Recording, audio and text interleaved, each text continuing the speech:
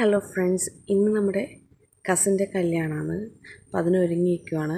അപ്പം അത് കാണുന്നതാണ് എൻ്റെ അമ്മയും പിറകിലെ അനിയത്തിയും.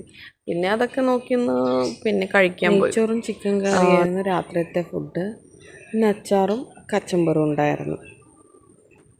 എനിക്കൊന്നും കഴിക്കാൻ പറ്റില്ല, കാരണമുണ്ട്. ഇതാ എൻ്റെ ഒരേ ഒരു മോൻ.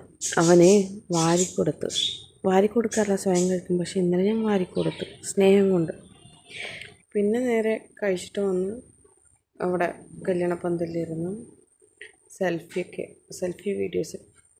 അമ്മ, ഞാൻ, അനിയത്തി, എൻ്റെ മകൻ, പിന്നെ ചേച്ചി.